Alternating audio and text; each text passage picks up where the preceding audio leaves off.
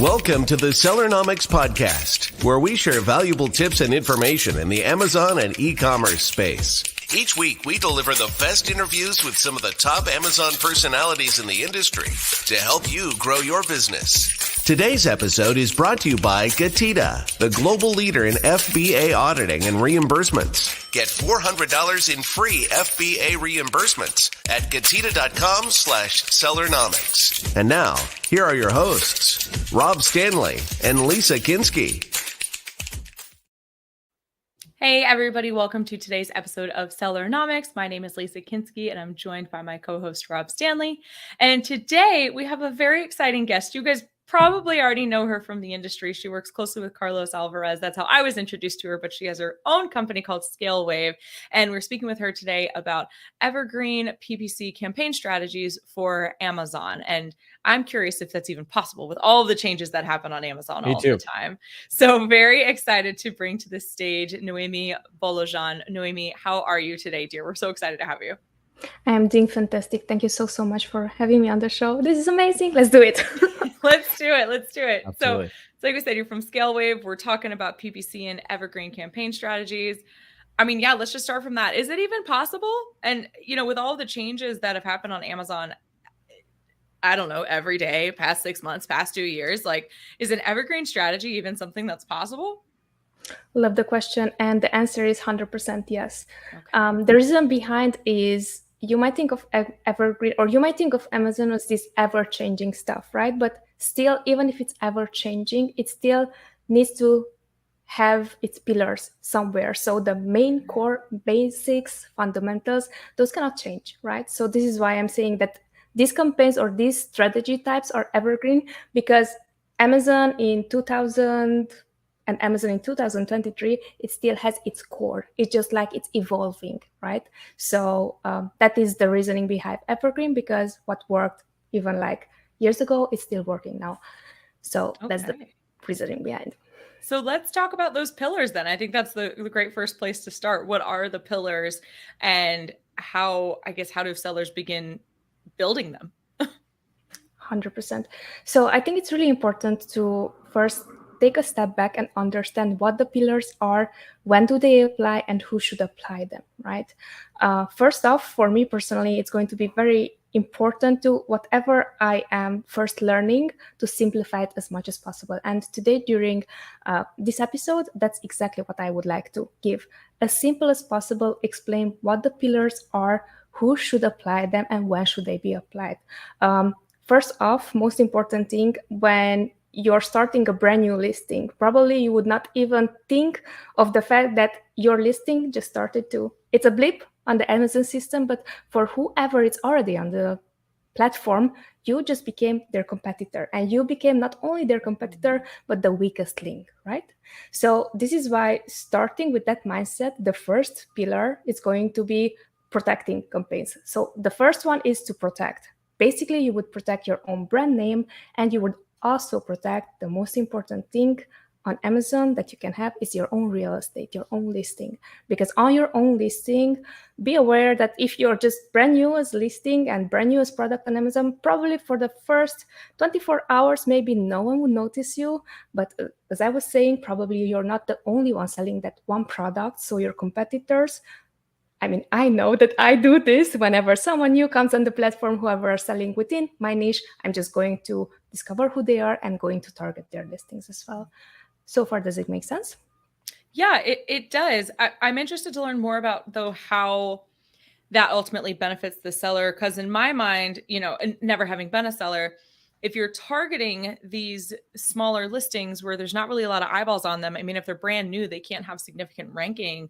Like, how does that help in, I understand like taking out the weakest link, but how does spending there benefit you if it, to me, feels like there's not going to be a lot of eyeballs there to start with? And you are the 99% who are thinking the same thing. And this is why we are winning, right? Because most people are thinking just exactly the same thing. They might say, okay, I'm not a known brand. Why should I even target my own brand? or my own branded keywords, and that's like most people, that's exactly how they are thinking. And this is our advantage, because let's say now this month you're not known, but maybe in a year, or not necessarily maybe, but the plan is to be known in a year. So then we're thinking backwards. We're thinking, I want to become that person who everyone knows, or their brand name is searched on Amazon. So how can I work backwards in order to ensure that, first off, whenever I am going to use my own brand name, I'm getting the cheapest clicks for it, and not my competitors who've been using it for the past year and I just started to catch up. So it's much more of a forward thinking. Correct. Strategy. Okay. I love that. I love that. Very smart. Keep going. This is already great. All right, so I'm keeping going. The next one is, as I was saying, most sellers are not really considering that they have value when they are starting. Why is most sellers try to understand what is a brand name and the value of their brand, and they are still trying to figure out, again, I'm talking for most sellers, what is a brand, that it's more than a logo, right? And here, when it comes to keywords, first off, I do advocate to use your own brand name within your own listing, and also create your own branded keywords. That should be the first campaign. That should be something that you're not neglecting. Probably no one is going to look for you, find you, or even like care about you. But here we are taking an aspect of protection. Those are the cheapest keywords to target, and the ones that you are highly going to convert for. Second is going to be, a second pillar is to conquer. So here, let's say you're already 1 year in, people want to show up on your listing. So you also want to show up on someone else's listing to take a piece of the pie. So this time you're not only going to target your own branded name, probably your own very relevant keywords or search them, but also are going to try to conquer someone else's. So this is going to be, I'm going to target the brand names of my competitors. I'm going to target their brand names with the most important keywords. So that's going to be the second one. When it comes to CPC, this is going to be probably a higher CPC cost, because here, obviously, if someone knows a brand, let's say I'm a Pampers buyer and I'm going to buy only Pampers product, but what other brand is there that's Pampers? Oh gosh, I just blanked on them. Yeah, me too. It's like there's Pampers, there's nothing. Hello Bello. Hello Bello. There you go. So Hello Bello is coming on the scene, and if Hello Bello doesn't have an external traffic or external brand recognition, and they're trying to just rank on Pampers products, probably they're not going to convert unless their pricing is way lower, unless their reviews are way higher, unless their listing looks overall way better than a Pampers product, right? So what we're trying to do here, we're trying to steal, quote unquote, or gain more of our competitors' listings and sales as well, if it makes sense. Definitely. So we've got protect, we've got conquer. Correct. What's the next one? Next up is to rank. So here, the ranking campaigns, or the ranking pillar, is, as it says, it's for ranking, right? So here we would choose specific keywords that are very highly relevant to our product, and what we are trying to do is to rank for them, rank as much as possible, as high as possible, so we are going to get also organic sales from it as well. Ranking campaigns can differ from CPCs that are super high to super low. Giving you an example, more keywords you have, so more longer tail keywords you have there, probably the CPC cost is going to be way lower than a very broad two-word keyword. Giving you an example, again, if you are talking Pampers, let's say baby diapers. That is going to be the first thing that Pampers might be targeting, because the product itself is a baby diaper. However, the product itself is a baby diaper, but baby diaper is too broad. So it might be for 1 year, 2 years, 5 years old. Are kids even like wearing diapers at 5 years? I'm not at 5. But giving an example. So that would be like longer tail keyword. It's going to narrow down the search, and also CPC costs are going to be way lower for those keywords, unless you are in a very, very competitive niche. Giving you an example, what's happening nowadays, especially if you see supplement product, but even more, like there are a lot of competitors coming on the market. So even the long tail keywords are going to be way more expensive than 2 years ago, right? So that is something that is not changing necessarily, but the way how we're approaching things, the way how we are filtering things, that is the one that is changed here. Does it make sense? Yes. And just to make a call out for anybody who may be new to the advertising world, when you say CPC, I mean, it's cost per click, right? So that's how much Correct. you are spending in advertising essentially to get that click on the marketplace, not to be confused with PPC, pay per click advertising. There's too many acronyms in this space. We need to just say the words. Yeah, thank you so much. Yeah, I was just making a funny joke the other day. Whenever you're too like quote unquote expert, for you it's like this is everyday talk. So appreciate that. Yeah, Yes. we just speak in acronyms like all day Yes. long. Yes. So Yes. anyway. Definitely. No, Definitely. great strategy. Can you explain a little bit deeper, just even just for my own understanding, what were you saying about the reason that long tail keywords are more expensive? Because they feel like they would be a less competitive landscape because you're getting hyper niche, right? So why is it that they're more expensive?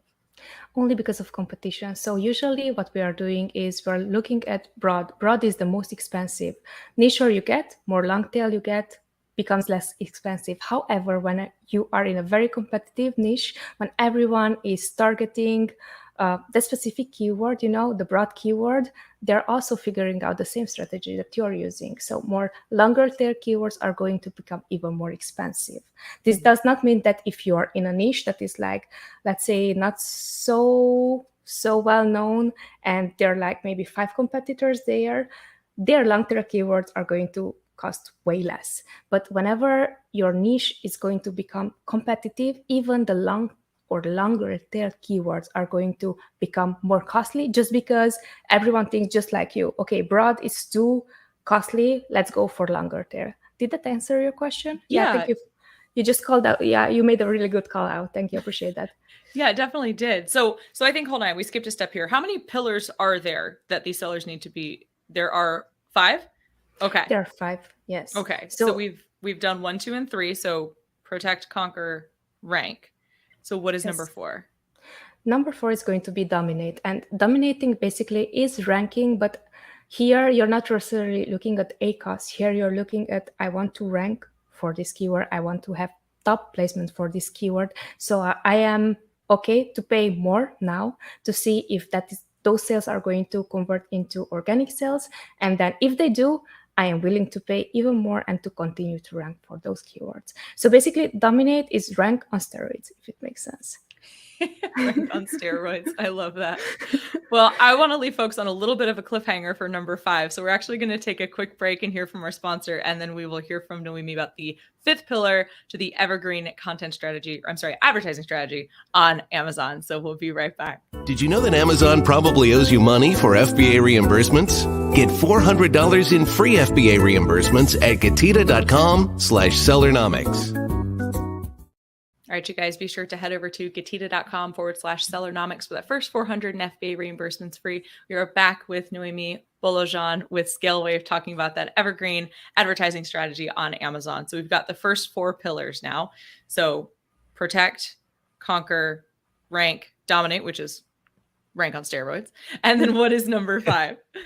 Number 5 is to discover. So discovery campaigns, or the discovery pillar, is basically just trying out new things and see how do they work, and also creating sometimes maybe broad campaigns, maybe phrase campaigns, maybe auto campaigns even, because we do know that some things work really well and some things we still need to experiment with, right? So the discover is going to be one that it's important. However, it's going to take up a part of your budget. So you should consider if and how much of percentage are you going to use that. So basically this way it's going to be, okay, so now I'm investing in protecting my own brand. I'm investing also in maybe conquering, maybe taking a piece of pie of my competitors. I'm ensuring that I'm ranking for the keywords that everyone is searching my product for and that are converting. Then I'm going to ensure that I'm going to dominate or keep the position for that specific keyword that I'm ranking for and might be bringing the most of my sales. In the same time, I do want to discover maybe new keywords that I am already ranking for, but I don't know, or Amazon thinks that my product is ranking for, but I did not have the chance to find it just because it was so focused. So I love to control things. For me, like protect, conquer, ranking and dominate is the 80%, and the 20% is to discover new things, right? So that that's why for the discovery campaigns, probably I'm going to address only 20% of the budget and not even more than that. I got to follow up to that. So like in that particular phase, at what point should you kind of stop if it's not working? Brilliant question. This is very highly dependent on the niche, and it's also highly dependent on what you want to achieve. So with discovery campaigns, these are just really, I would not say it gambling campaigns, but this is like a research. If you're a researcher, you would see, okay, when does it convert? Maybe it does not convert at 10 clicks. Do I go up for 20 clicks to see if I'm converting or not? But in the meantime, just think of it that this is not a very like straightforward, this is the same thing. It's $2 I'm bidding, and for all the 20 clicks, I'm going to bid the $2. But let's say I get in 6 clicks, there's not converting. So I'm going to lower the bid. I'm getting 10 clicks, it's still not converting. I'm going to lower even more the bids. I'm getting 20 clicks, then it's going to be kind of clear for me that if I am still going to go for this keyword, I should bid very low. So in that way, you can still keep trying things. It's just like, don't throw out the baby with the baby water, or how do you say, or with the water, or how would you say it, if it makes sense, because most of the time, unfortunately, people don't understand that it's really a trial and error, right? So sometimes it might work brilliantly, sometimes it's not working. And then when it's not working, it's up to us to figure out why it's not working and what exactly is not working. Does it make sense? Yeah, absolutely.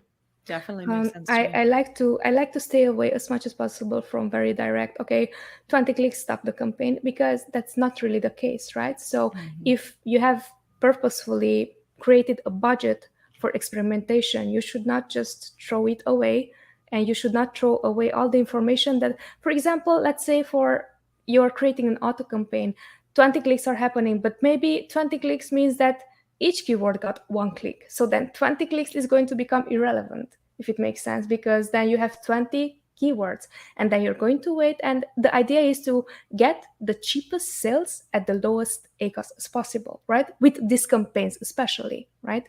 So this is why it's not necessarily do it this way because this is the correct way, right? Mm-hmm.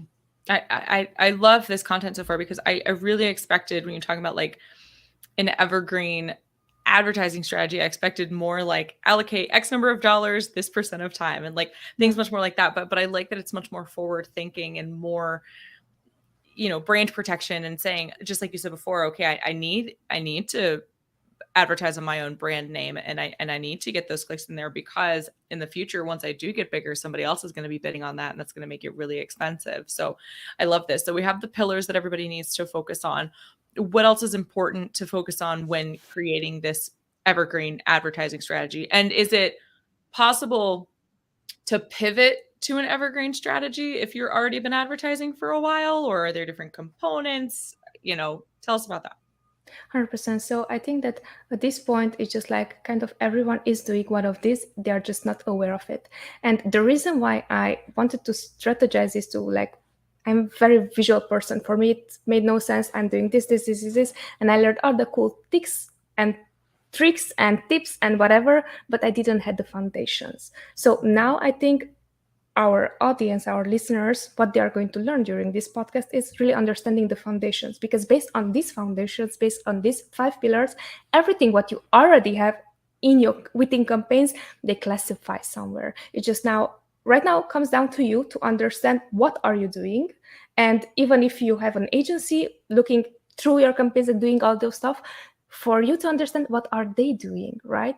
And also to ask the right question. Ask, okay, what are we doing to protect our brand? What are we doing to conquer? Is there anything else to conquer beside it? Or I think the purpose of this episode for me personally is going to be to just share with our audience that becoming aware is the first and most crucial step. So understanding what they already have within their account is great. And for those who have a brand new account, they have not started any of these campaigns, again, for them, it's also a great episode or great topic, because I personally was struggling as a seller with this, understanding what am I currently doing? Because as I was saying, I did the best tricks, tips, everything possible, but I did not understand the basics and the fundamentals, right? And starting with the right basics and fundamentals is crucial, right? And that's something that if you understand, first off, how much budget do you have, then you will understand, okay, based on this budget, let's say I have $2,000, right? $2,000, then it's like going to be split into 4 weeks, then it's going to be 250, 250, 250, 250. And then understanding, okay, so how many of these campaigns, how many of these pillars should I start right away? Probably the Conquer one, it's not something that you should be starting because you're brand new. You don't have necessarily an advantage there. But where do you have the advantage? Protecting your own brand already have the advantage. Protecting your own listing already you have an advantage. And also it's going to be way cheaper than if someone else is going to advertise on your listings, right? Dominating, again, it's something that you should not be doing unless you have a clear understanding. Look, I'm going for these 3 keywords, but for those one, I'm going to allocate a bit higher budget, right?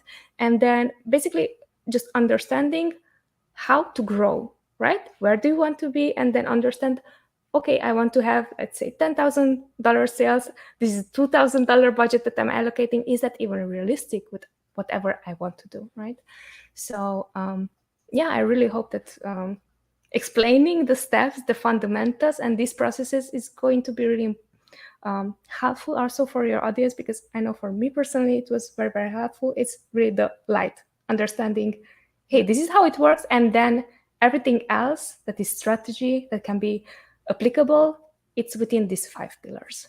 Right. We have to have that strong base. I like that you mentioned that too, because, you know, the tips and tricks and hacks, like it's all very sexy and very exciting, right? But I think of it the same as like when you're sourcing a product, if you're sourcing a poorly made, easily breakable, low quality product, I don't care how much PPC you put behind it, people are going to stop buying it if it has enough bad reviews, and they're going to return it, and it's going to impact your business. So really your product, having a solid quality product is the start, right? Like that's the solid foundation of your e-com business. And then like you're saying, if you follow these pillars to your advertising strategy and build on the tips and tricks on top of it, then you can be successful. But just the tips and tricks with no base is really not going to serve your business. And I'm sure that's time consuming, right? Like there's, it takes time and effort and some third word that's not coming to my mind right now, but it's I can't think of it. But for the money. Yes, and money, because your time is money, right? And then obviously advertising costs money. So yeah. Lisa, you brought up a good point, and I was actually kind of curious. Should people kind of follow these steps in the order you gave, or should they be doing some of these together at the same time? Yeah, great. So I think protect, ranking, and dominating are something that, especially during launch time or launch period, it's something that you should be doing. When it comes to discovery, that's also good, but probably you would have a limited budget. So if you know that for this set of keywords, you're already using them within your listing, ensure that you're also running ads for them, because then it's a higher likelihood for Amazon to recognize you for those keywords. And also the second one, to become more relevant to whoever is looking for your product, right? Conquering is probably the stage when you already have a certain amount of reviews and you're like, okay, I'm full on, I can go for these products and show up my product on theirs, because now I have the 20 reviews, but they have the 0 reviews. So the idea would be to take advantage of the position and the life cycle of the product that you are in. Discovering campaigns, as I was saying, yes, probably once that you launch the product, now you kind of understand which are the keywords that are working well for you. Probably now you have a smaller budget for discovery campaigns only. To dominate is going to go hand in hand with ranking. So again, during product launch, this is the campaign that I would be running. This is also the campaign types that I would be running whenever something is successful. And giving you a short example, I think 2 years ago, we got Amazon's Choice badge for a specific keyword. And it was like, wow, this is so cool and so on. And we're getting most of the sales from that keyword. But you know, I think that it was just cockiness or like proudness or like nothing can happen to me. But keep in mind that I'm also not the only one on the platform. So our competition, seeing that we are getting more and more sales, and obviously we took away their sales, so they started to outbid us, right? So whenever I'm saying, if something was successful, ensure that you're going to take it and dominate for that specific keyword, something that works really well for you.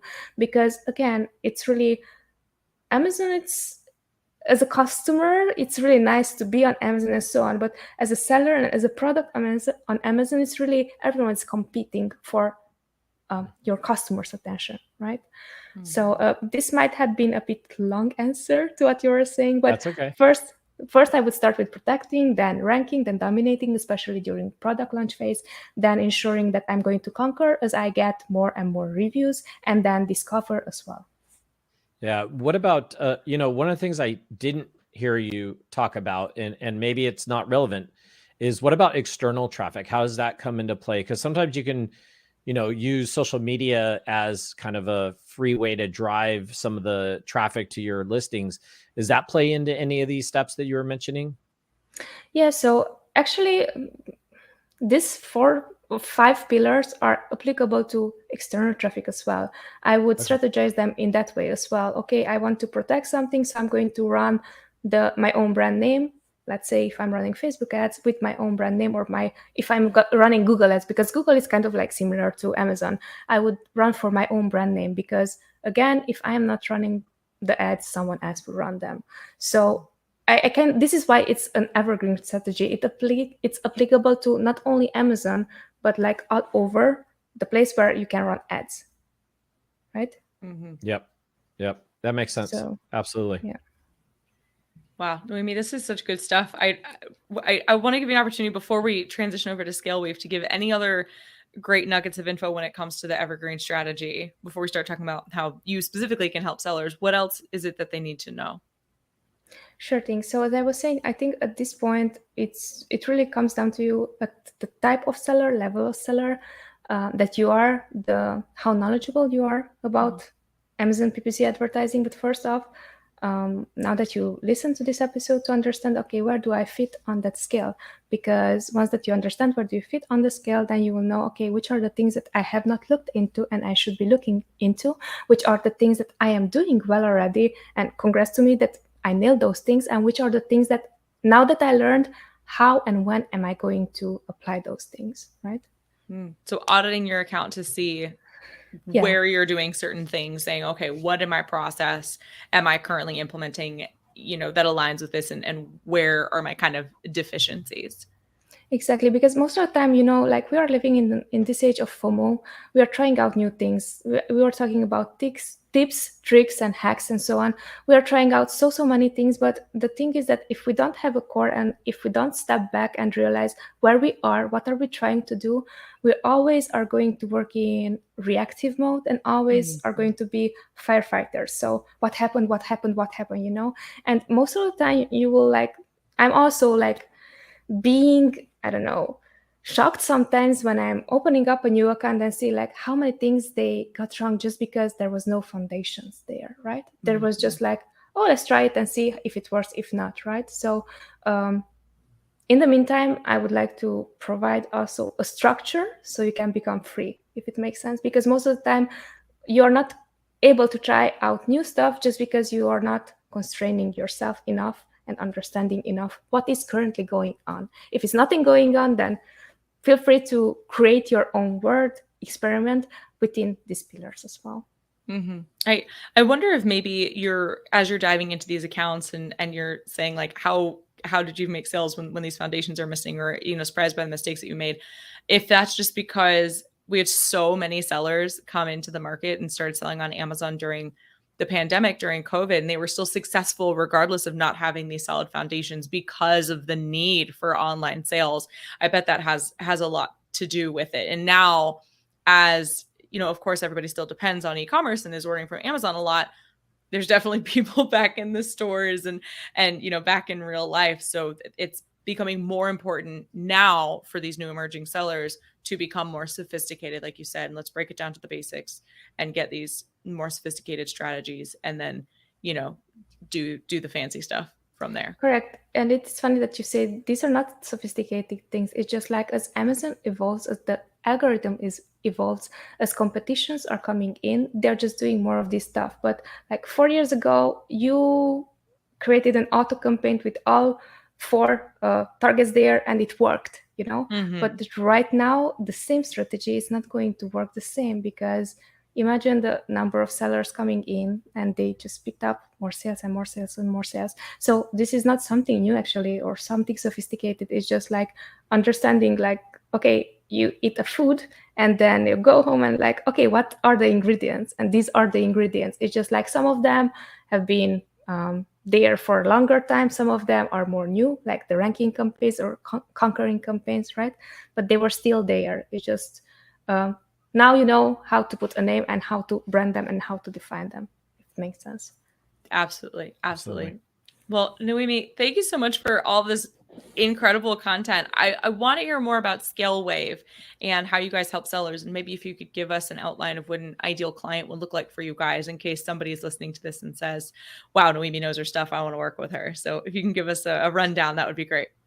Sure, thank you. So yeah, ScaleWave actually started by exactly, this is what I'm talking about. I was doing on my own, right? We started 4 years ago, our brands, and we started from zero. So they're like the three how I like to put it, three things that you have: either money, either experience, or like knowledge, either time. And in my case, I really had a limited budget, but I had the willingness, and for me, marketing was totally new. So I learned all these steps, and now after 3-4 years, I've seen that everything what we've been doing and learning, some people are not even considering, right? So for example, this podcast, this like the whole structure and so on. So these are the things that we are helping right now sellers just like us, who might be starting out and they don't know what their goals are or what happened to their, like, I had sales for 10% ACOS and now it's like 80% the ACOS and so on. So our ideal sellers are between 6 and 7 figure sellers, and they are just going through the same step-by-step process that we've been going through. So this is why we are able to help them, basically. So you're working with 6 and 7 figure sellers, and you help them build out these strategies and actually monitor their accounts, and talk a little bit more about the day-to-day and how a seller would interact with your team. Sure. So day-to-day, how it looks like, we mainly take clients that are like PPC based, so all the PPC knowledge, but also we are doing full account management. And the working backwards method is simply also something that we're using when it comes to sellers. We are just sitting now, we are creating our quarterly goals, then our monthly goals, then our weekly goals. And based on that, we will see, okay, which are the most important things that might affect the 80% of the outcome of your account and the 20% that we can do right now, basically. And we use the same process for even it's PPC only, and even if it's like full account management as well. Wonderful. And where can folks learn more and reach out to you if you have any questions? Easiest way is just shoot an email to noemi@scalewave.io, or you can also check out our website. It's scalewave.io, and there we also offer a free account audit. This is one of the most comprehensive account audits, simply because I love to learn and I love to give as much input as possible. So whenever you're just going through and say, okay, what is your take on this? What is happening right now to our listings? What is happening right now to our PPC? Through an account audit, we would be very easily able to answer that question. Perfect. And you guys, her email is Noemi, Noemi @scalewave.io, and the website is just that, scalewave.io. And Noemi, can you tell us a little bit too, because I know that you're involved with the Wizards of Ecom, and I think that you host or co-host a podcast with them. So where can they hear more from you? Tell us about that.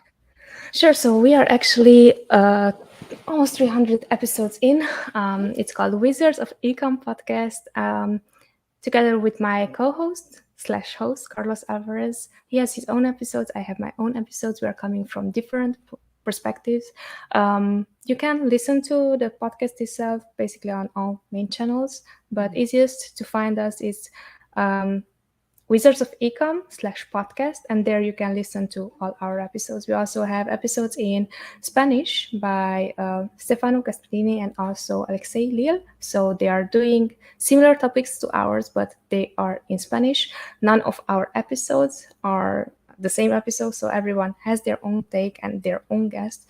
So that is really cool. This is actually one of the ways how I personally learned a lot by starting listening to our podcast. Then I became, after 1 year, a host of the podcast. So check it out. I will highly recommend it because this is how I started and learned and so on. So I'm bringing only good stuff for you guys. That's awesome. Absolutely. We love it. And WOE, good, big friends of the show. Carlos Alvarez, we've had him on before, I think probably multiple times. But Noemi, thank you so much for this, dear. We really appreciate your time and all of your expertise. We really appreciate it. Thank you so much for having me on. And I really hope that everything what we talked about is really going to make you guys just sit back and, okay, what am I doing right? What am I doing wrong? What am I doing great? And help you really succeed, because this is my only purpose. Not only Amazon is customer obsessed, but we are so well. So take care. Absolutely. Incredible. Good stuff. Yep. And you guys, thank you so much for listening. Again, if you have any questions for Noemi, if you want to get in touch, you can email her at noemi@scalewave.io. Let us know what you thought about this episode in the comments, or you can shoot Rob or myself an email. And other than that, we'll see you guys on the next one. Hope you enjoyed. Thanks for joining us this week on the Sellernomics podcast. Special thanks to our sponsor, GETIDA. Did you know that Amazon probably owes you money for FBA reimbursements? Get $400 in free FBA reimbursements at GETIDA.com/Sellernomics. Be sure to join us again next week for more great tips on how to grow your business. And thanks again for listening.